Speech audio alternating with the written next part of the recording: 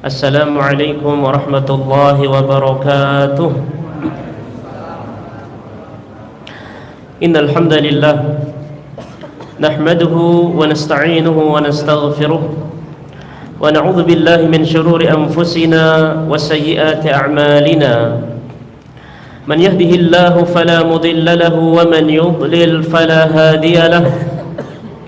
أشهد أن لا إله إلا الله وحده لا شريك له وأشهد أن محمدا عبده ورسوله وصفيه من خلقه وحبيبه لا نبي بعده أما بعد اللهم انفعنا ما علمتنا وعلمنا ما ينفعنا وزدنا علما اللهم إنا نسألك علما نافعا ورزقا طيبا وعملا متقبلا اللهم لا سهل إلا ما جعلته سهلا وأنت تجعل الحزن إذا شئت سهلا اللهم لا علم لنا إلا ما علمتنا إنك أنت العليم الحكيم اللهم استر عيب شيخنا عنا ولا تذهب بركة علمه منا. Jamaah kaum muslimin dan muslimat, hadirin dan hadirat rahimani wa rahimakumullahu ta'ala jami'an. Alhamdulillah, pada malam hari ini kita diizinkan, diberikan nikmat oleh Allah Subhanahu wa taala, masih diberikan kesehatan, kesempatan, sehingga tadi kita bisa melaksanakan salat maghrib secara berjamaah. Tentu harapan kita ar-raja, harapan kita setiap hari, mudah-mudahan seluruh rangkaian ibadah-ibadah baik yang wajib maupun yang sunnah, segala amal kebajikan yang kita laksanakan mudah-mudahan diterima, diridhai oleh Allah Subhanahu wa taala. Amin ya rabbal alamin. Sebelum kita menyampaikan materi yang sangat penting mungkin ya, dan materi ini yang seringkali kita laksanakan, kita aplikasikan setiap harinya.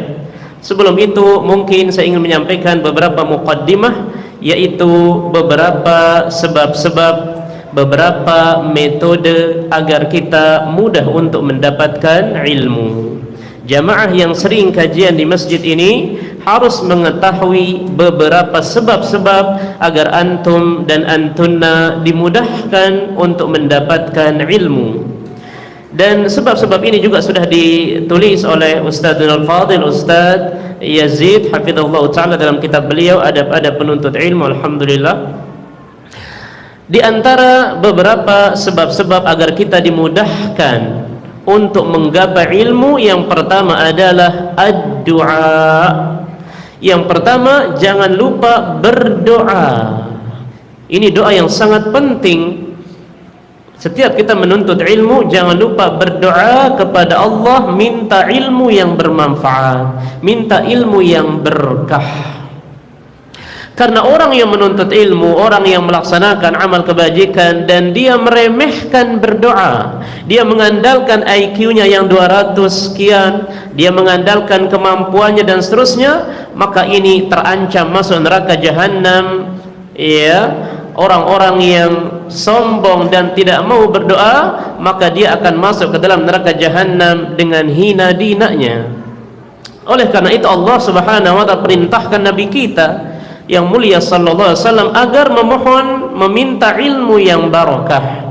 Sebagaimana Allah berfirman dalam surat Thaha, Allah mengatakan wa qul rabbi zidni ilma. Katakan wahai Muhammad, rabbi zidni ilma. Ya Allah, wahai Tuhanku, tambahkan untukku ilmu, yaitu ilmu yang bermanfaat.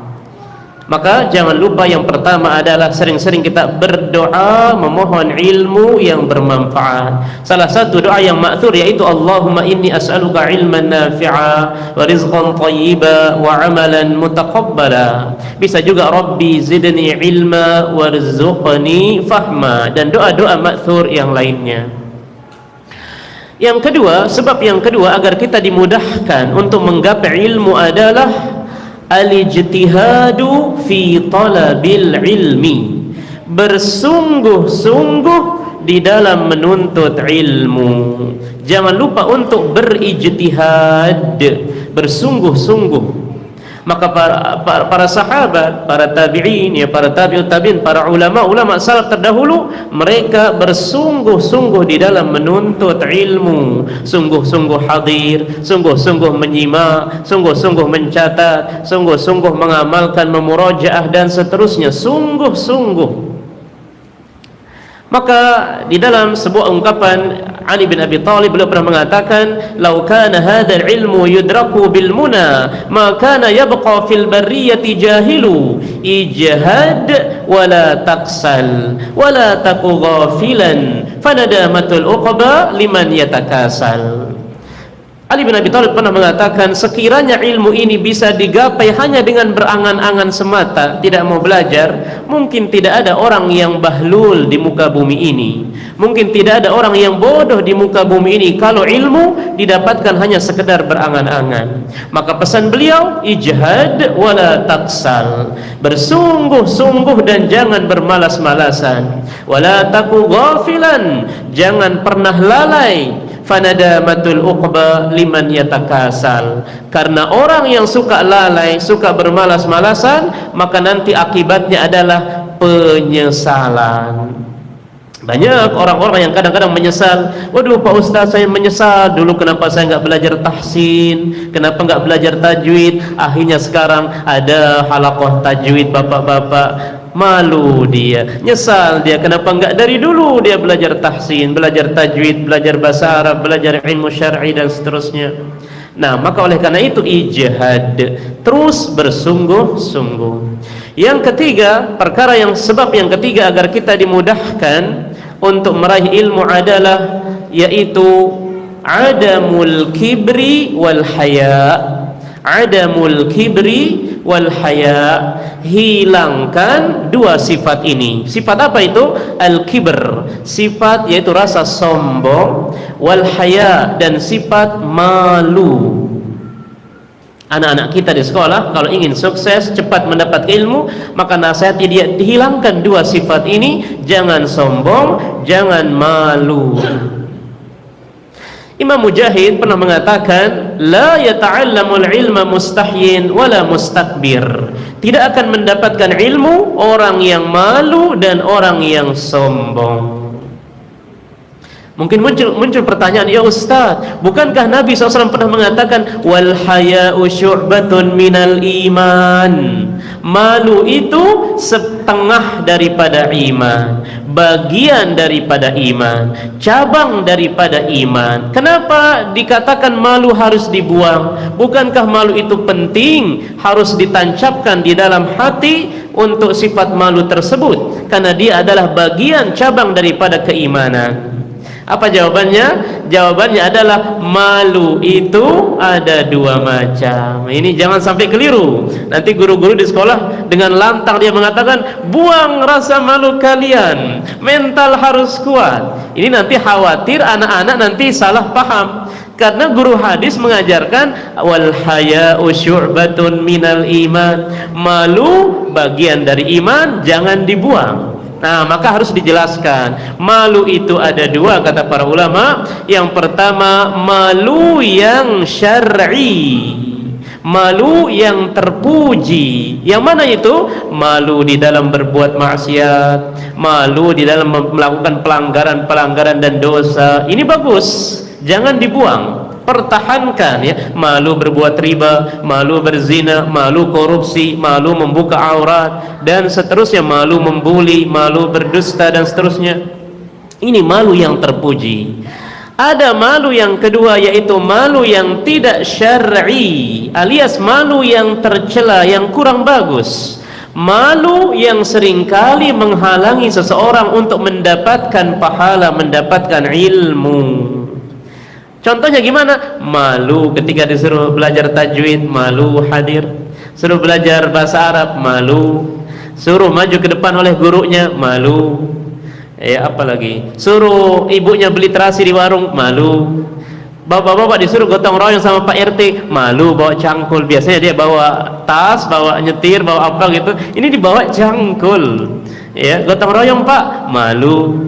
Ya, juga orang sakit, malu. Ya, anterin tetangga ini kuah ayam, malu. Ya, kalau malu yang seperti ini susah untuk mendapatkan kebaikan. Maka ini yang dimaksud oleh para ulama, hilangkan sifat sombong dan malu. Malu maksudnya malu yang tercela. Sebab yang keempat agar kita dimudahkan untuk mendapatkan ilmu adalah yaitu ijtinabul ma'asi bitaqwallah. Ijtinabul ma'asi bitaqwallah. Hindari segala macam kemaksiatan dengan cara bertakwa kepada Allah. Hindari segala macam kemaksiatan, baik maksiat kecil maupun maksiat besar, dengan cara apa? Dengan cara bertakwa kepada Allah Subhanahu wa taala. Imam Imam Malik ya, pernah berkata kepada muridnya yaitu Imam Asy-Syafi'i. Imam Malik mengatakan kepada Imam Syafi'i, "Inni ara anna Allah Ta'ala qad ja'ala fi qalbika nura fala tudfi'hu bidhulmatil ma'siyah." Wahai muridku, wahai Syafi'i, sungguh aku melihat bahwa Allah telah meletakkan ilmu di dalam dadamu. Allah telah meletakkan cahaya di dalam dadamu. Maka pesan beliau, pesan Imam Malik, fala tudfi'hu bidhulmatil ma'siyah. Jangan padamkan cahaya di dalam hatimu, jangan hilangkan ilmu yang sudah engkau peroleh dengan gelapnya kemaksiatan. Ini menunjukkan bahwa kemaksiatan mampu menghilangkan cahaya ilmu. Yang tadinya hafalannya 30 juz udah mulai berkurang. Yang tadinya bahasa Arabnya lancar mulai berkurang. Yang tadinya juz 30 dia lancar dari An-Nas sampai An-Naba udah mulai agak belepotan dan seterusnya. Kira-kira kenapa ya? Ya bisa jadi, iya bisa jadi ada beberapa kemaksiatan yang ia lakukan akhirnya mulai gampang lupa ya, kemudian hilang ilmu sedikit demi sedikit, wal'iyadzubillah. Kemudian sebab yang kelima, ini yang paling penting, sebab yang kelima agar kita dimudahkan mendapatkan ilmu adalah al-ikhlas fi talabil ilmi. Ikhlas betul-betul karena Allah di dalam menuntut ilmu. Ini sangat penting, keikhlasan, dan ini berat. Ini dirasakan oleh para ulama salaf terdahulu, memang berat. Apalagi di zaman sekarang. Berat ikhlas tersebut. Maka pernah ulama salaf mengatakan, majahadat nafsi ala syai'in mujahadatuha ala al-ikhlas. Seorang ulama salaf pernah mengatakan, tidaklah diriku, tidaklah jiwaku berjuang bersungguh-sungguh kecuali berjuang bersungguh-sungguh untuk mempertahankan tauhid, untuk mempertahankan keikhlasan lillahi rabbil alamin. Ini berat, sangat berat. Awalnya mungkin masya Allah lillahi ta'ala, lillahi ta'ala, lama-lama mulai melenceng. Ya, maka ini berat. Maka kalau antum lihat hadis Sahih Bukhari Muslim atau antum lihat hadis Arba'in, yang pertama kali dibahas yang paling penting masalah niat. Innamal a'malu binniyat. Saking pentingnya perkara yang paling pertama adalah niat. Karena Nabi SAW pernah bersabda, orang yang pertama kali diseret ke dalam api neraka, siapa mereka? Apakah preman? Tidak. Apakah orang yang korupsi? Tidak. Apakah orang yang sering membunuh, berzina? Tidak.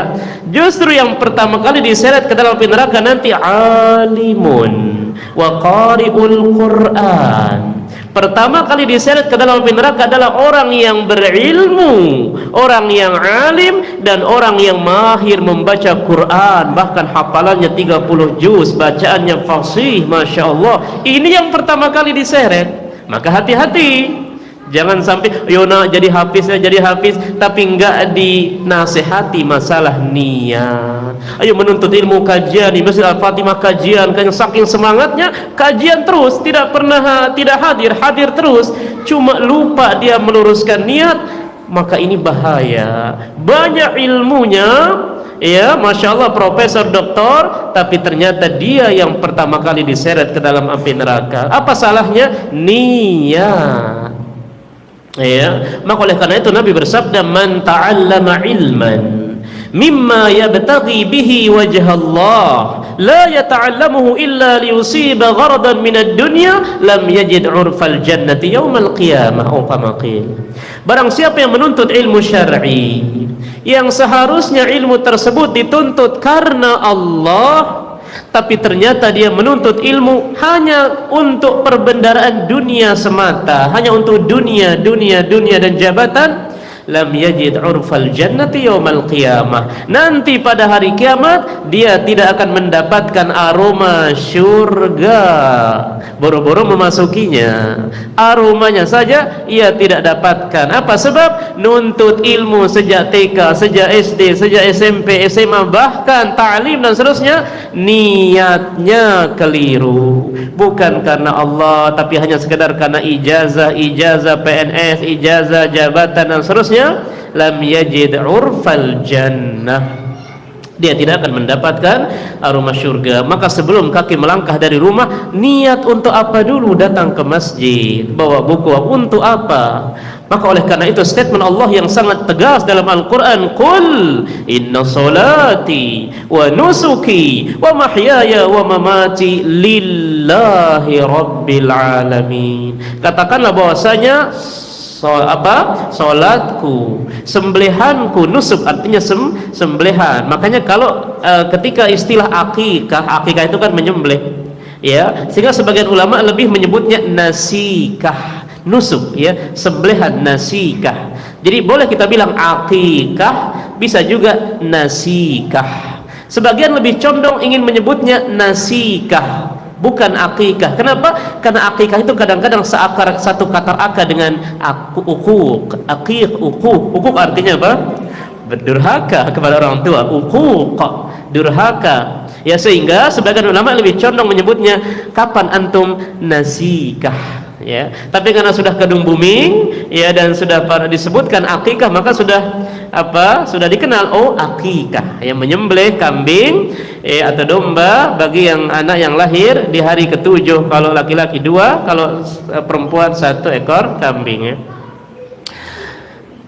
Nah, wa nusuki, dan juga sembelihanku, wa mahyaya wa mamati lillahi rabbil alamin, hidup dan matiku betul-betul lillahi rabbil alamin. Ini berat. Gimana caranya Ustaz? Berat sekali ini. Ya namanya terus nuntut ilmu dan terus berusaha lillah. Maka Ibnu Qayyim menganjurkan kalau bisa muhasabah, sering-sering introspeksi, muhasabah sebelum beramal, muhasabah ketika beramal, muhasabah setelah beramal. Kira-kira di mana letak riaknya tadi? Di mana letak sum'ahnya tadi? Di mana letak dia tidak ikhlas tadi? Apakah before, ya, sebelum, apakah di tengah-tengah dia beramal, ataukah after, ataukah setelah dia beramal? Maka sering-sering muhasabah qablal amal, indal amal, ba'dal amal. Sebelum beramal jangan lupa muhasabah lillahi ta'ala. Ketika beramal jaga niat itu lillah. Meskipun ada orang yang masya Allah lillah, jangan terpengaruh, lillahi ta'ala. Setelah beramal jangan sampai menyimpang, tetap lillahi ta'ala. Ketika antum mampu menjaganya di 3 momentum ini, sebelum beramal, ketika beramal, setelah beramal, ini memang berat, ya. Maka terus berjuang untuk menjaga keikhlasan lillahi rabbil alamin. Kemudian yang terakhir, adab atau sebab agar kita dimudahkan mendapatkan ilmu adalah al-amalu bil ilmi, berusaha mengamalkan ilmu yang sudah kita raih tersebut. Karena di akhirat nanti yang ditanyakan, ya, bukan berapa lembar catatannya, bukan. Yang ditanya nanti di akhirat berapa hafalannya di Sahih Bukhari, bukan. Yang ditanya nanti di akhirat wa an ilmihi fima amila bih, tentang ilmunya untuk apa diamalkan. Yang ditanya nanti di akhirat diamalkan atau tidak. Jangan-jangan datang ke Masjid Fatimah, ya, dia rajin mencatat bahkan menghafal setiap kajian, tapi tidak diamalkan. Maka ya adab yang terakhir ya untuk menuntut ilmu adalah al-amalu bil ilmi, berusaha mengamalkan ilmu yang sudah kita raih. Maka sebuah pepatah Arab mengatakan, ini mungkin masyhur ya di beberapa pondok pesantren, al-ilmu bila amalin kasyajari bila thamarin. Ilmu tanpa diamalkan bagaikan pohon tanpa buah. Rindang sih rindang ya, banyak sih banyak ilmunya, tapi nggak ada buahnya ya, nggak diamalkan ilmu tersebut. Dalam pepatah Arab yang lain, al-ilmu bila akhlaqin kasyajarati bila awraqin. Ilmu tanpa dibarengi dengan adab dan akhlak bagaikan pohon yang tidak ada dedaunannya. Rantingnya sih banyak, tapi daunnya tidak ada, kering, tidak ada dedaunannya ya. Bukannya indah, justru serem ya. Jadi intinya ada orang yang berilmu S1 Masya Allah ya, sarjana S2 juga Masya Allah, S3 juga Masya Allah, cuma adabnya, akhlaknya, tutur katanya nggak dijaga ya. Amplopnya sedikit dia ngambek, tidak mau lagi ngisi kajian, malah ngisi kajian di tempat yang lain tanpa konsultasi dengan DKM dan seterusnya. Kadang-kadang ya kalau tidak disuguhkan dikasih bingkisan dia nggak mau lagi ngisi kajian ya, dan seterusnya atau pasang tarif dan seterusnya ya, atau tutur kata suka mencaci maki di dalam kajian dan seterusnya. Nah ini dia. Jadi ketika antum dan kita semua sudah menuntut ilmu, jangan lupa al-akhlak, karena ini nggak bisa dipisah, bagaikan sayur dan garam, suami dan istri, intinya nggak bisa dipisah. Kalau sudah berilmu, sejatinya harus beradab, harus berakhlak. Kalau orang sudah berilmu, sejatinya dia harusnya berakhlak. Tapi kalau ada orang yang berilmu kurang beradab, kurang berakhlak, oh jangan-jangan ya ada keliru mungkin di dalam menuntut ilmu. Kok tutur katanya masih begitu, kok sikapnya masih begitu dan seterusnya. Maka ikhwati fillah, para ikhwan dan akhwat rahimani wa rahimakumullah, tatkala kita komitmen untuk thalabul ilmi, jangan lupa imbangi dan barengi ilmu itu dengan akhlak ya. Semakin rajin para suaminya nuntut ilmu, sejatinya jangan lagi memukul-mukul istrinya, jangan lagi membanding-bandingkan istrinya ya, jangan lagi membentak-bentak istrinya gara-gara kopi telat umpamanya dibikinkan ya. Enggak mesti teriak kayak begitu, enggak mesti menggampar, enggak mesti menjelek-jelekkan, kan sudah nuntut ilmu. Nah, para akhwat, para ibu-ibu ingat, Nabi pernah bersabda, khairukum li ahlihi wa ana khairukum li ahli. Barometer laki-laki atau suami yang the best, kata Nabi, bukan suami yang bagus kepada para teman-temannya di kantor, bukan. Barometer laki-laki suami yang baik, kata Nabi, adalah yang baik kepada bininya ya, yang bagus kepada istrinya. Sia-sia kalau di Masjid Fatimah dia ramah Masya Allah, tapi di rumah wow, bukan ramah ya, menakutkan, serem, dikit-dikit menggampar, dikit-dikit yuqabbih, menjelek-jelekan. Waduh, ini bahaya. Maka antum kalau ingin melihat teman-teman ini barometernya bukan di sini, lihat ketika sama bininya bagus atau tidak, itu barometernya, karena itu asli di situ. Kalau ini kadang-kadang suka dibikin-bikin, Masya Allah senyumnya membelah beton ya, Masya Allah salamnya, Masya Allah ya. Kadang minjem uang langsung dikasih, kadang kita minta bantuan langsung gercep cepat dan seterusnya.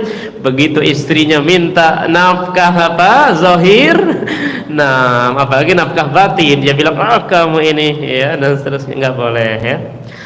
Baik, ini beberapa atau 6 poin yang ya kita harus ingat tatkala kita menuntut ilmu, agar kita dimudahkan di dalam menuntut ilmu ya. Dan ini sudah kita sampaikan juga di YouTube channel saya, yaitu Hayya Bina channel ya. Sekarang kita masuk ke tema kita. Isya jam berapa? 7:06. Taib. Tema kita pada malam hari ini adalah hikmah berucap salam. hikmah berucap salam. Karena ini sering kita lakukan. Setiap kita ketemu, kita assalamualaikum. Ada yang mengatakan assalamualaikum warahmatullah, ada yang mengatakan assalamualaikum warahmatullahi wabarakatuh. Ada juga yang SMS, ya, SMS. Ada juga yang nggak salam. Kalau di SMS, gimana kabar? Nggak salam dia. Padahal ada hikmahnya di balik salam tersebut. Mungkin dia belum mempelajari hikmah-hikmah di balik salam, akhirnya ngetik assalamualaikum saja nggak mau dia. Kadang disingkat ASS. Nanti orang Inggris marah itu, ya, orang Amerika marah. Apa ini ASS, ya? Karena di Amerika wallahu alam katanya ASS itu artinya apa ya? Mohon maaf ya, bokong ya. Jadi kalau untuk SMS ASS, ya, bokong, ya, bahaya ini. Jangan sampai nge-SMS orang Amerika ASS, ya. Ketik aja, katanya demi dapat pahala. Kalau ingin dapat pahala, ketik saja, paling enggak sampai semenit, ya. Assalamualaikum. Apalagi sekarang ada apa namanya? Stiker, ya. Nggak perlu langsung pencet stiker, lengkap, masya Allah, ya. Baik, itu yang akan kita bahas sekarang. Hikmah yang pertama, hikmah, ya, mengucapkan salam yang pertama adalah bahwa hikmah yang pertama adalah dapat menumbuhkan rasa cinta, dapat menumbuhkan rasa cinta, kelembutan, persatuan antar sesama muslim. Dapat menumbuhkan rasa cinta, kelembutan, persatuan antar sesama muslim. Orang kalau jarang dia salam, kita ketemu nggak salam, nggak apa dan seterusnya, biasanya lama-lama hati jadi keras, suuzon jadi timbul lagi. Tapi kalau yang tadinya berantem tiba-tiba dia salam, lembut, lama-lama apa? Menumbuhkan cinta, kelembutan antar sesama. Dari Abi Hurairah radhiyallahu taala anhu bahwasanya Rasul kita yang mulia sallallahu alaihi wasallam pernah bersabda, "Walladzi nafsi biyadihi," demi yang jiwaku ada di tangannya. Ini kata lain dari sumpah wallahi, ya, tapi bisa juga menggunakan ungkapan walladzi nafsi biyadihi, demi jiwaku yang berada di tangannya. Maksudnya demi Allah. La tadkhulunal jannata hatta tu'minu. Nabi bersabda, kalian tidak akan masuk surga sampai kalian betul-betul beriman. Wala tu'minu hatta tahabbu, dan kalian tidak akan beriman dengan sempurna sampai kalian betul-betul saling mencintai. Berarti indikasi sempurnanya keimanan kita adalah kalau kita semakin saling mencintai karena Allah, itu makin sempurna. Makanya dalam hadis yang lain disebutkan, ya, la yu'minu ahadukum hatta yuhibba li akhihi ma yuhibbu li nafsihi. Tidak sempurna keimanan salah seorang di antara kalian sehingga ia mencintai saudaranya sebagaimana ia mencintai dirinya sendiri. Jadi kesempurnaan iman sebenarnya ada di dalam cinta. Maka bapak-bapak, ibu-ibu, jangan remehkan yang namanya cinta, ya. Ini sangat penting, al-mahabbah, cinta. Kemudian Nabi melanjutkan, awala adullukum ala syai'in idza fa'altumuhu tahabbabtum. Maukah kalian aku beritahukan sesuatu yang kalau kalian lakukan sesuatu tersebut tahabbabtum, niscaya kalian akan saling mencintai. Maka Nabi mengatakan, absyus salama bainakum. Kuncinya adalah supaya kalian saling cinta mencintai, tebarkan salam di antara kalian. Tebarkan salam di antara kalian. Hadis riwayat Muslim. Ini hikmah yang pertama. Ya, usah gimana kalau ketemu sama istri, ya, salam juga, ya, pulang dari rumah, assalamualaikum. Kalau bisa lengkap, ya. Kalau cuma assalamualaikum 10 pahalanya. Assalamualaikum warahmatullahi, cuma 20 pahalanya. Tapi kalau lengkap 30, ya. Istri juga menjawab, dapat pahala. Antum salam, dapat pahala. Ketemu sama anak-anak, salam, dapat pahala lagi. Sebenarnya meraih pahala gampang, tinggal perbanyak salam. Nelpon dia salam, dapat pahala. SMS dia salam, dapat pahala.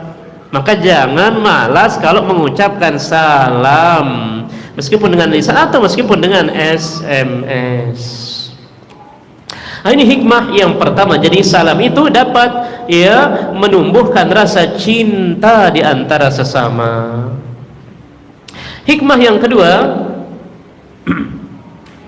hikmah mengucapkan salam yang kedua adalah yaitu dapat meraih pahala. Semakin sempurna salamnya, maka semakin banyak pahalanya. Nah, ini hikmah yang kedua. Jadi salam itu ternyata mendatangkan pahala. Karena isinya apa? Doa. Isinya adalah doa. Dari Imran bin Husain radhiyallahu anhu bahwasanya beliau pernah mengatakan, jaa rajulun ila nabi sallallahu alaihi wasallam faqala assalamu alaikum faradda alaihi thumma jalasa faqala nabi sallallahu alaihi wasallam ashrun. Imran bin Husain pernah mengatakan, suatu hari datang orang yang bertamu datang kepada Nabi, seorang laki-laki. Kemudian ketika ia datang, dia mengatakan assalamualaikum. Nabi menjawabnya. Kemudian laki-laki itu duduk. Kemudian Nabi mengatakan ashrun, kamu dapat pahala 10. Thumma jaa rajulun akhar faqala assalamu alaikum warahmatullah faradda alaihi thumma jalasa faqala 20. Datang laki-laki yang kedua, dia mengatakan assalamualaikum warahmatullah. Nabi jawab, kemudian laki-laki itu duduk, kemudian Nabi mengatakan ishrun, kamu dapat pahalanya 20. Thumma jaa akhar faqala assalamualaikum warahmatullahi wabarakatuh faradda alaihi wa jalasa faqala 30. Datang laki-laki yang ketiga, kemudian dia mengatakan assalamualaikum warahmatullahi wabarakatuh. Kemudian Nabi menjawabnya, kemudian laki-laki itu duduk, Nabi pun mengatakan kamu mendapat 30 pahala. Hadis riwayat Abu Dawud. Ini menunjukkan bahwa makin sempurna antum salam, kita salam, makin banyak pahalanya. Ada orang yang kadang malas dia salam, sudah assalamualaikum itu pun terlalu disingkat, Assalamualaikum, sinnya itu kadang-kadang nggak kedengeran, Assalamualaikum, atau lamnya nggak kedengeran, Assalamualaikum, lamnya itu nggak kedengeran, Assalamualaikum. Nah, ini nanti bahaya maknanya. Maka kalau bisa yang bagus agar mendapatkan pahala, pelan-pelan lamnya harus ada assalamualaikum. Dan kalau bisa ada alif lamnya di depan, assalamualaikum. Karena itu ada maknanya. Yang sudah belajar bahasa Arab pasti tahu alif lam yang ada di kata assalam itu adalah listighraqil jins, menunjukkan bahwa mencakup segala jenis keselamatan dan kedamaian ada di dalam kata-kata assalam. Beda dengan salam. Tapi kalau ada alif lamnya assalamualaikum, itu maknanya keselamatan dunia dan akhirat, keselamatan dari mara bahaya, keselamatan dari jiwa, keselamatan dari junun, keselamatan dari fitnah, keselamatan dari begal, keselamatan dari penyakit, dari corona, semuanya masuk di dalamnya. Semoga selamat. Ini pentingnya alif lam, listighraqil jins. Nah, ini hikmah yang kedua. Hikmah yang ketiga, mengucapkan salam. Hikmah yang ketiga adalah yaitu menjadi syiar Islam. Menjadi syiar Islam. Karena orang-orang Yahudi, orang Nasrani, orang-orang lain beda salamnya. Good morning, goodbye, halom, salam atau apa itu di Az-Zaitun, saya lupa. Bikin salam apa lagi? Bukan, syiar kita bukan itu. Ngapain itu yang dibumingkan? Syiar kita adalah assalamualaikum warahmatullahi wabarakatuh. Ini doa yang luar biasa maknanya. Kalau kita jelaskan maknanya, ini sangat luar biasa, makna yang terkandung di dalam salam tersebut. Maka ini syiar Islam. Tidak apa-apa guru bahasa Arab mungkin mengajarkan sabahul khair, sabahun nur, Masaul khair, masaul nur atau naharuka sa'id. Tetapi kalau untuk aplikasi bertemu, ya biasa aja assalamualaikum, syiar Islam. Jangan sampai diganti, salam diganti dengan cukup bilang sabahul khair saja, good morning saja, masaul khair. Tidak, masabahul khair boleh, cuma jangan lupa di awalnya itu assalamualaikum, ya. Maka guru-guru bahasa Arab yang ngajar di Faiz, namanya ini ya, Faiz ya, kalau membuat hiwar, jangan cuman ahlan wa sahlan, sabahul khair. Salamnya mana? Syiar Islam. Maka kalau bikin hiwar, salam dulu, baru terserah setelah itu ahlan wa sahlan, sabahul khair, kaifa haluk, dan seterusnya. Syiar Islam. Ya, itu harus diperhatikan oleh guru-guru bahasa Arab. Nah, jadi hikmah yang ketiga bahwa salam itu ternyata syiar Islam. Ya, dari Abdullah bin Amr ya bin Al-As radhiyallahu taala anhuma, bahwasanya anna rajulan sa'ala Rasulullah sallallahu alaihi wasallam, bahwasanya seorang laki-laki pernah bertanya kepada Rasulullah sallallahu alaihi wasallam, ayyul islami khair, Islam yang seperti apa yang paling bagus, yang bagus, Islam yang mana yang bagus itu? Qala tut'imut ta'am wa taqra'us salam ala man 'arafta wa man lam ta'rif. Laki-laki pernah bertanya kepada Nabi, ya Rasulullah, Islam yang bagus itu yang kayak bagaimana? Maka Nabi menjawab, oh, seorang muslim yang beragama Islam yang bagus tersebut adalah tut'imut ta'am, sering-sering memberikan makan ya kepada fakir miskin, tut'imut ta'am. Yang kedua, taqra'us salam, menyampaikan salam kepada orang yang engkau kenal, wa man lam ta'rif, dan kepada orang yang mungkin engkau tidak kenal. Pergi ke pasar mau belanja, assalamualaikum ya, assalamualaikum warahmatullahi wabarakatuh. Ini berapa harga sayurnya, berapa harga ini ya. Datang ke konter, mungkin bukan orang Cina ya, tapi orang Cina ini, tapi bukan orang ini, dia di konter, masya Allah cadara mungkin, atau dia jenggot, atau dia muslim pokoknya, assalamualaikum warahmatullahi wabarakatuh, ana mau beli pulsa ya, dan seterusnya ya, atau mau pesan Grab ya, dan seterusnya. Nah, abang Grabnya, assalamualaikum, abang Grab sudah di mana ya, saya mau ke ini, dan seterusnya.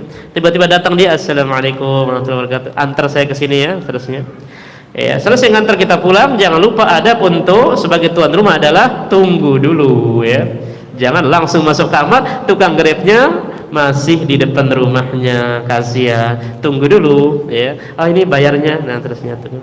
Iya, makasih. Waalaikumsalam. Tunggu dulu ya. Ini adabnya ya. Jangan sampai begitu nyampe rumah ya langsung masuk, terserah Grabnya mau kepanasan, mau kehujanan, mau pulsanya habis, mau apa, olinya habis. Nah, bukan ya. Harus kita jaga adabnya ketika kita pesan Grab. Nah, jadi hikmah yang ketiga adalah salam itu adalah syiar Islam, menunjukkan bagusnya Islam itu adalah apabila kita tidak pelit, maksudnya apa? Terus memberi dan juga menyampaikan salam, Kemudian hikmah yang terakhir mungkin ya, hikmah yang terakhir yang bisa kita sampaikan pada malam hari ini yaitu bahwa salam adalah merupakan ya ucapan ya doa. Salam adalah merupakan ucapan doa, dan salam itu adalah yang membedakan kita selaku muslim dengan orang yang bukan muslim. Jadi hikmah yang terakhir yang bisa kita sampaikan bahwa salam itu merupakan ucapan doa, dan salam itu yang membedakan antara kita selaku sebagai seorang muslim dengan orang yang bukan muslim. Makanya kadang-kadang kita suka gimana ya, kurang enak rasanya tiba-tiba ikhwan datang nggak salam ya, itu juga datang ke kantor ya, petentang-petenteng datang, tiba-tiba keluar lagi, ini kok nggak salam. Guru-guru umpamanya apa, mau pulang di Faiz kok nggak salah, ada sapam di situ berdiri kok dia cuek nggak salah ya, dan seterusnya. Maka itu doa agar kita tetap dilindungi, dijaga oleh Allah dari berbagai macam bahaya dan penyakit, dan itulah memang yang membedakan antara mana yang muslim dan mana yang bukan muslim, itu assalam ya. Dari Aisyah radhiyallahu taala anha bahwasanya Nabi yang mulia sallallahu alaihi wasallam pernah bersabda, "Ma hasadatkumul yahudu ala syai'in ma hasadatkum ala salam wa ta'min." Ya, hadis riwayat Ibnu Majah, Al-Bukhari di dalam Adabul Mufrad, dan hadis ini sahih dikeluarkan juga oleh Imam Ahmad, Ibnu Majah dan juga Imam Al-Baihaqi. Dari Aisyah radhiyallahu ta'ala bahwasanya Nabi yang mulia SAW pernah bersabda, tidaklah kaum Yahudi itu dengki kepada kalian, ya tidaklah kaum Yahudi itu hasad atau dengki kepada sesuatu seperti hasadnya mereka kepada apa? Ya, kepada ucapan salam dan ucapan amin.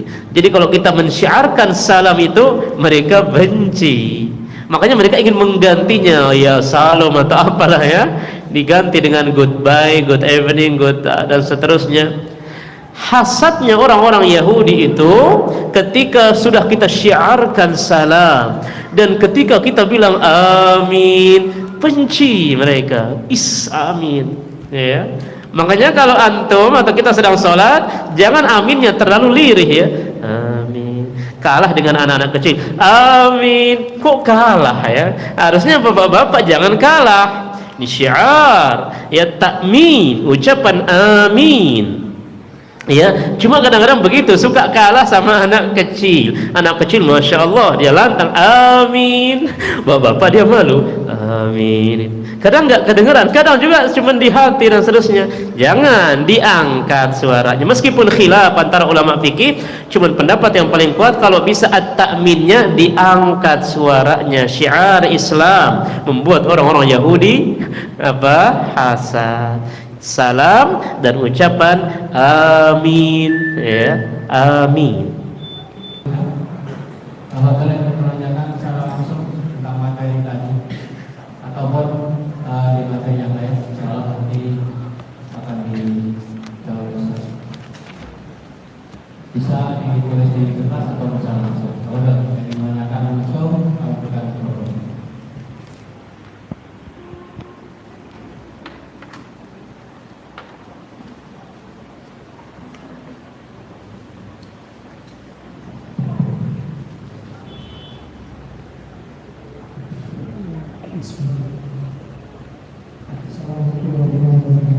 Waalaikumsalam warahmatullahi wabarakatuh. Terima kasih atas kesempatan yang diberikan. Ustaz, kali ini saya ingin bertanya. Saya itu bertanya, tentunya dalam proses itu tidak semuanya muslim ya, dengan saya non muslim juga. Biasanya kalau saya masuk kantor itu mencari salahnya pas masuk itu saya udah mencari salah. Tapi pas posisi salahnya itu pergantian posisi yang depan pintu itu teman-teman muslim semua. Jadi saya tidak pernah lagi mengucapkan salam. Jadi udah dekat dengan teman yang sesama muslim baru saya salam. Nah itu saya pengen kayak sebelumnya, tapi saya posisinya berubah lagi. Saya tidak pernah lagi mengucapkan salam pada saat masuk itu. Kira-kira apakah apa yang saya lakukan ini benar adanya atau boleh kita mengucapkan salam sebelum masuk itu? Terima kasih. Assalamualaikum warahmatullahi wabarakatuh. Waalaikumsalam warahmatullahi wabarakatuh. Barakallahu fiik. Kepada Abu siapa? Abu Fikri? Abu Aldo, Masya Allah ya. Barakallahu fiik. Kepada Abu Aldo, pertanyaan yang sangat bagus dan mungkin mewakili dari beberapa pertanyaan yang lainnya, bahwa apabila kita kerja di suatu instansi, suatu kantor atau PT dan seterusnya, yang kebetulan di situ ada juga yang non muslim, apa sikap kita? Maka sikap yang harus Abu Aldo lakukan, bahwasanya Nabi bersabda, la tabda'ul yahud wan nasara bisalam, jangan kalian memulai orang-orang Yahudi dan Nasrani dengan salam. Tidak boleh ya, haram hukumnya kita memulai mereka dengan salam. Maka betul tadi sikap yang Abu Aldo lakukan, jadi tidak mengucapkan salam. Gimana caranya? Ya udah, ya gimana kabar? Ya, gimana kabar? Nah, begitu yang muslim, assalamualaikum warahmatullahi wabarakatuh. Nah, ini memang itu yang diperintahkan oleh Rasulullah SAW. Gimana kalau mereka yang datang? Kita sedang duduk, mereka yang datang dengan fasih, padahal dia non muslim, cuman fasih dia mengatakan assalamualaikum warahmatullahi wabarakatuh, maka kita menjawabnya, kata para ulama, cukup dengan Nabi menjawab waalaikum, ya cukup hanya sampai di situ saja, waalaikum. Tidak perlu kita mengucapkan waalaikumsalam warahmatullah karena haram. Tidak boleh mendoakan orang-orang non muslim dengan rahmat, nggak boleh. Maka kalau antum punya teman non muslim, antum sedang duduk, non muslim di samping antum, tiba-tiba dia bersin, hasyih, dengan fasihnya dia bilang alhamdulillah. Apa sikap antum di sampingnya? Jangan mengatakan yarhamukallah, nggak boleh. Jangan mendoakan dia rahmat, karena pernah terjadi di zaman Nabi juga, ya, orang Yahudi ini pingin didoakan rahmat oleh Nabi, ternyata tidak. Nabi menjawabnya yahdikumullah, semoga ente mendapat hidayah. Nah, ini dia adabnya ya. Kalau nanti di kantor ada teman antum yang non muslim, kebetulan dia bersin, terus dia bilang alhamdulillah, tetap nggak boleh bilang yarhamukallah, nggak boleh. Cukup bilang yahdikumullah, semoga ente mendapat hidayah. Cukup itu saja.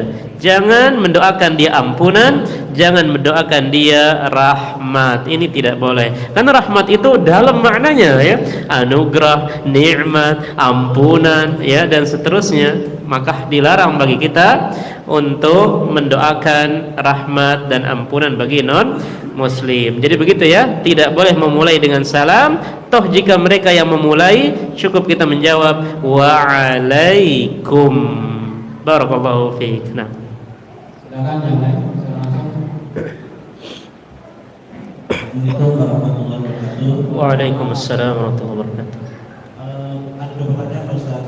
Pertama, jika kita berkunci di dalam suatu kajian, kita kan sudah terlambat, apakah kita wajib mengucapkan salam? Dan yang kedua, ketika kita masuk masjid tapi jamaahnya tidak ada sholat Jumat, apakah kita sudah wajib melakukan salam? Terima kasih. Wassalamualaikum warahmatullahi wabarakatuh. Nah, ini masuk dia di adab-adab mengucapkan salam. Memang adabnya betul bahwasanya al-qalil 'alal katsir, yang sedikit yang mengucapkan salam kepada yang banyak, ya, kepada yang banyak. Adapun kalau masuk ke dalam majlis atau masuk masjid, ya, maka tidak ada anjuran ketika masuk masjid harus mengucapkan salam. Ya, adanya adalah idza jalasa ahadukum idza dakhala ahadakumul masjida fala yaq'ud hatta yusalli rak'atain. Jika salah seorang kalian masuk ke dalam masjid, janganlah dia langsung duduk sehingga dia harus salat tahiyatul masjid dulu 2 rakaat. Tidak ada, Nabi menganjurkan, ya, hendaklah dia mengucapkan salam, ya, baru dia salat 2 rakaat. Jadi tidak perlu mengucapkan salam. Atau di majlis, ya, orang sedang bermajlis, khawatir salam antum itu nanti memotong, ya. Ini juga adab-adab di dalam, ya, bermajlis ilmu di sekolah, di majlis ta'lim. Jangan sampai orang sedang kajian tiba-tiba dia datang assalamualaikum gitu, ya, teriak. Nah, ini memotong. Kalau tidak diizinkan oleh, ya, yang memberikan kajian maka tidak boleh. Jadi bertanya pun tidak boleh kalau tidak diberikan izin terlebih dahulu. Maka wallahu taala alam, di kondisi yang seperti itu tidak perlu mengucapkan salam karena ini mengganggu aktivitas yang sedang salat ataupun yang sedang ta'lim, ya, karena ta'lim itu hukumnya wajib, hukumnya wajib, ya. Maka langsung saja masuk, kemudian cukup salat sunnah 2 rakaat, kemudian kalau ada teman di samping, nah bagaimana kabar, assalamualaikum, ya, dan seterusnya. Wallahu taala a'lam. Wafiq bang. Silakan yang lain. Silakan, Pak.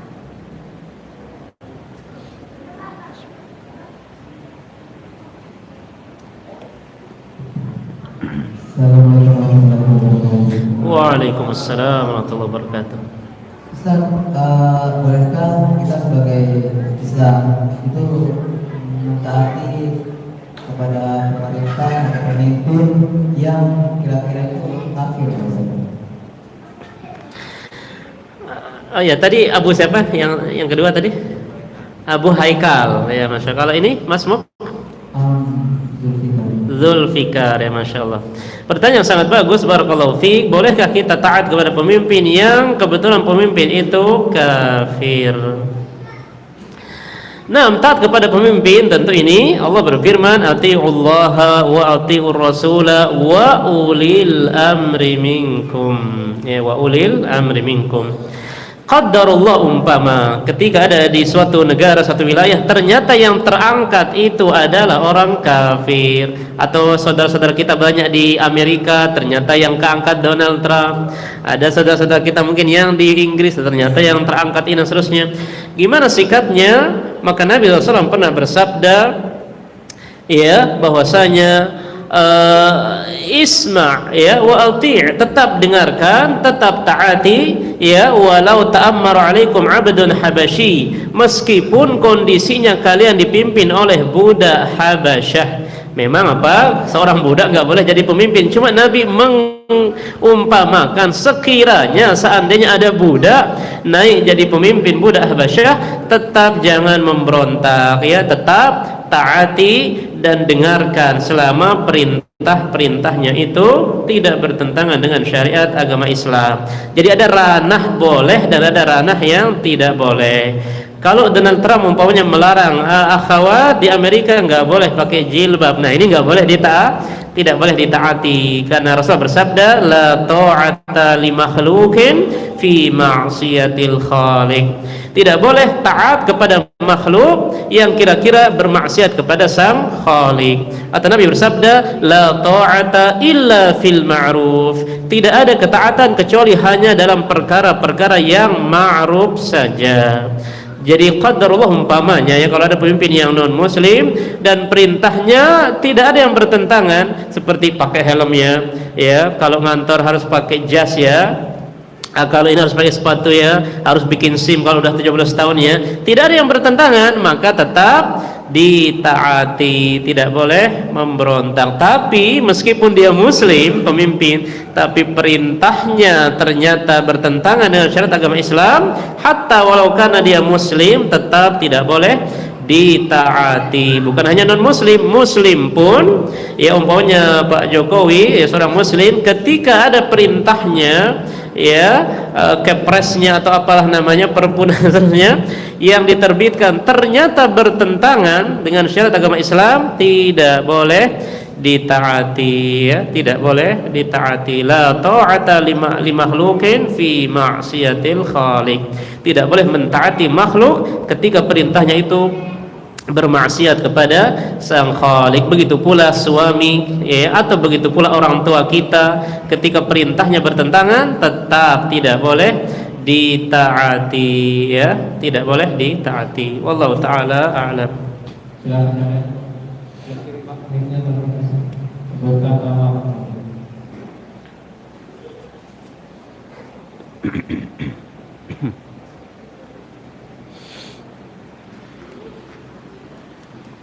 Assalamualaikum warahmatullahi wabarakatuh. Waalaikumsalam warahmatullahi wabarakatuh. Nama saya Ibnu Haji. Yang mau saya tanyakan Ustaz, yang pertama, apakah boleh kita sering melihat itu kadang pimpinan lembaga mengucapkan salamnya dicampur, ada assalamualaikum terus agama yang lain, apakah boleh seperti itu? Terus bagaimana sikap kita ketika hadir dalam suatu pertemuan yang perintah yang mengucapkan seperti itu? Terus yang kedua, apakah ketika kita mengucapkan salam kepada saudara muslim harus dibarengi dengan perjabat tangan? Terus itu saja, terima kasih. Barakallahu fiik pada firman Aji, ya. Saya belum paham pertanyaan yang pertama. Dicampur maksudnya?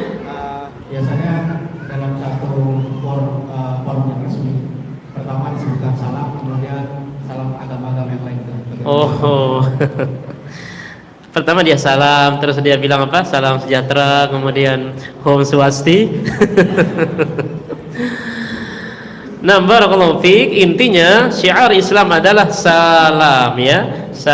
Salam ya. Tidak ada anjuran untuk mensyiarkan salam agama-agama yang lain. Dan memang mereka sudah paham mungkin ya. Oh, dia seorang muslim, maka salamnya yang itu berarti dia mengucapkan salam. Ketika ada muslim di kumpulan tersebut, nah itu boleh kita mengucapkan salam ya. Ketika ada campur ya, ada muslim non muslim, maka kita boleh mengucapkan salam. Tentu niat kita, tujuan kita untuk yang muslim.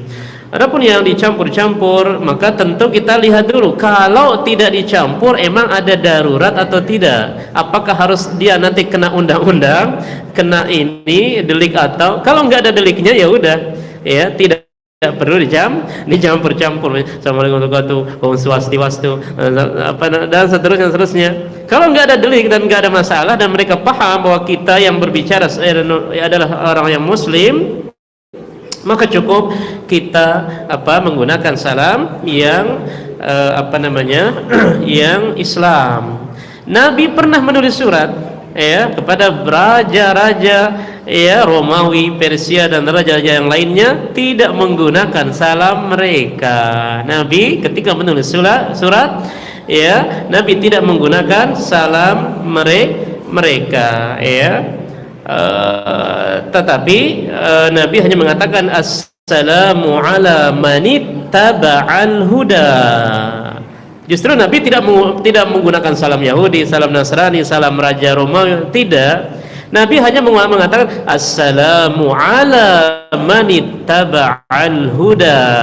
Ah, ini yang belum kita dengar ya. Harusnya dicampur dengan itu.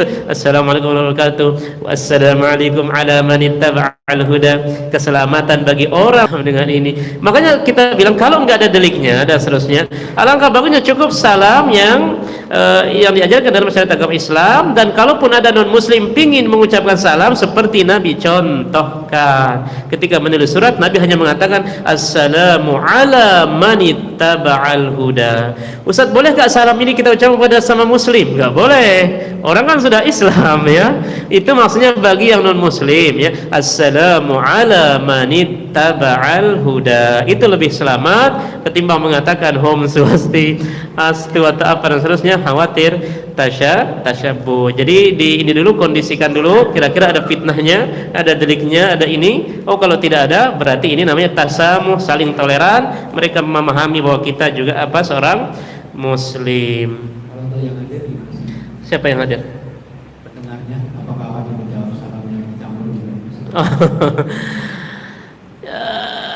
Kalau salam selama dia muslim, nah maka silahkan dia wajib untuk menjawab salam kita. Adapun salam yang tadi assalamu ala manittaba'al huda, dia jawab tafadhol, kalau tidak juga tidak, karena kita hanya mendoakan saja semoga dia mengikuti hidayah. Tapi kalau seorang muslim diucapkan salam, didoakan, maka hendaklah dia menjawabnya waalaikumsalam warahmatullahi wabarakatuh. Itu yang pertama. Yang kedua apa tadi? Apakah harus disertai dengan jabat tangan? Oh iya, musafahah ya, berjabat tangan. Memang itu nanti ada pembahasan selanjutnya, itu adab-adab salam. Karena pembahasan kita tadi hanya hikmah berucap salam. Ada juga nanti pembahasan berikutnya, itu adab-adab ketika salam ya. Bermusafahah, iya, karena semakin bermusafahah itu akan menggugurkan dosa-dosa. Ustaz, gimana kalau berpelukan ya? Assalamualaikum, set gitu ya, kanan kiri dan seterusnya. Tidak dianjurkan. Itu dianjurkan kalau ada orang safar, pulang dari safar yang jauh ya, pulang itu baru boleh ya. Assalamualaikum warahmatullahi wabarakatuh, gimana kabar? Dia baru pulang safar.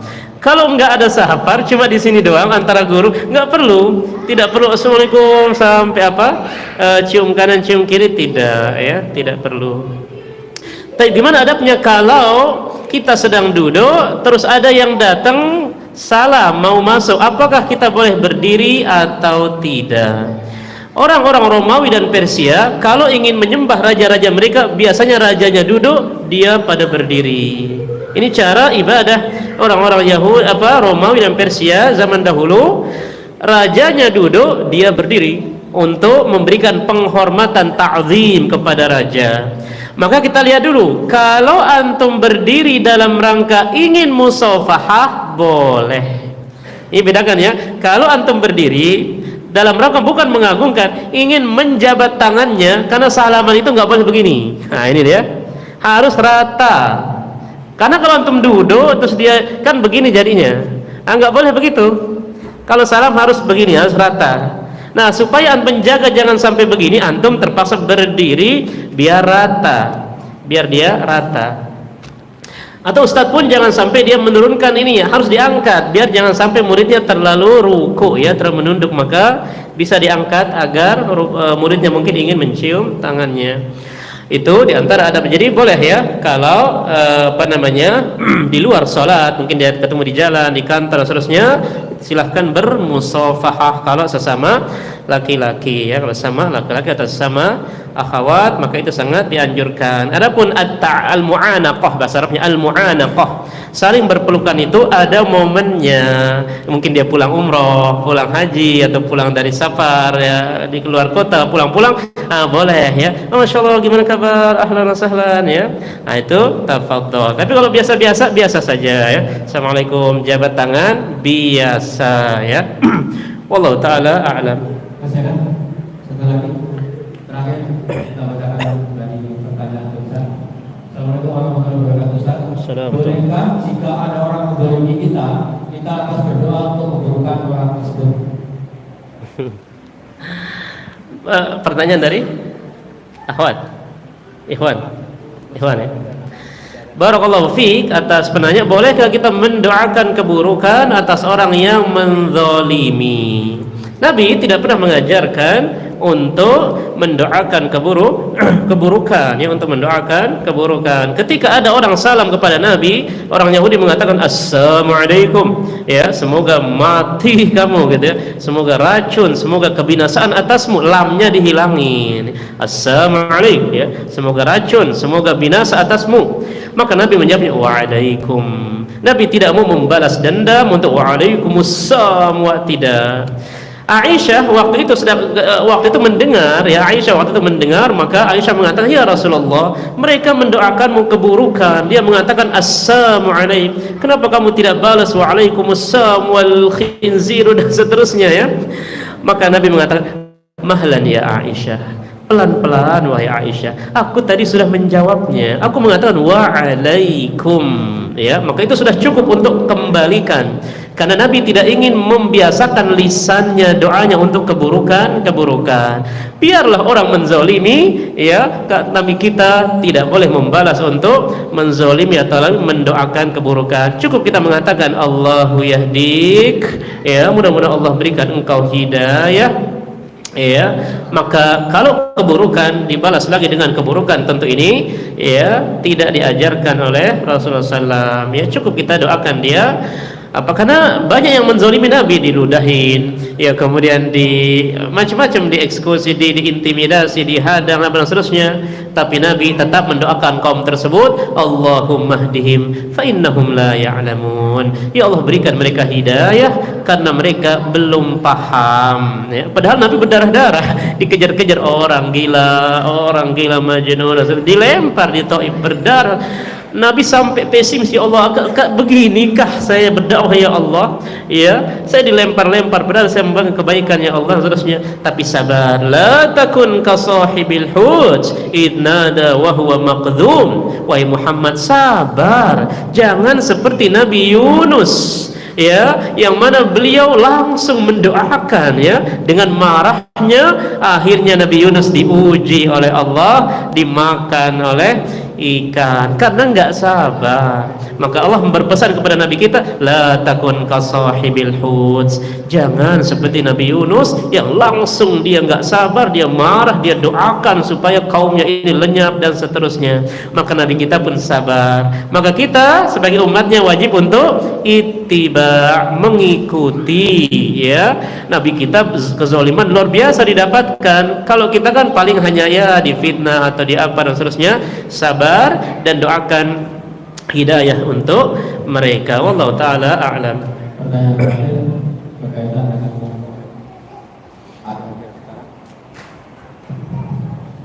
Assalamualaikum warahmatullahi wabarakatuh. Assalamualaikum. Bolehkah hadiah lomba diambil dari kas RT atau RW? Lomba apa itu? Barakallahu fiik. Bolehkah lomba diambil dari kas RT atau RW? Maka harus diperinci dulu lomba apa yang dimaksud.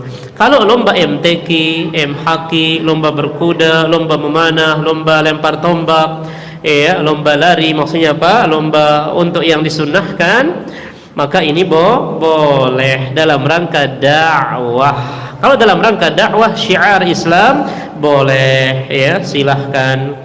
Tapi kalau lombanya lomba yang joget ya, lomba makan kerupuk sambil berdiri, lomba panjat pinang ya, tarik tambang nanti pada luka dan ada yang sampai berantem dan seterusnya, tentu ini ya afdolnya ya mungkin apa namanya Pak RT atau siapa sendiri yang nih apa makan-makan saja, ini bukan hadiah ya, tapi ya ayo makan aja nih semangka nih apa, tafadhol, jangan sampai hadiah gitu ya, karena memang dilarang ya, tidak boleh memberikan hadiah kecuali perlombaan-perlombaan yang disyariatkan saja, lomba pidato ya, apa namanya lomba-lomba Al-Qur'an, lomba memanah, lomba berkuda ya, lomba jihad dan seterusnya, maka ini boleh. Selain itu wallahu taala alam, afdalnya tidak pakai itu tapi pakai yang lain untuk ya supaya mereka kan capek mungkin ya, nih buat ente pada nih makan-makan nih ya, bukan hadiah tapi makan-makan bareng saja ya dan seterusnya, karena kas ini nanti ada pertanggung jawabannya. Min aina tasabahu wa fima anfaqah, dari mana kas itu didapat dan kemana ia disalurkan, apakah untuk yang bermanfaat dakwah Islam ataukah hal-hal yang hura-hura. Maka afdalnya agak teliti di situ, lihat dulu jenis-jenis perlombaannya ya. Wallahu taala a'lam.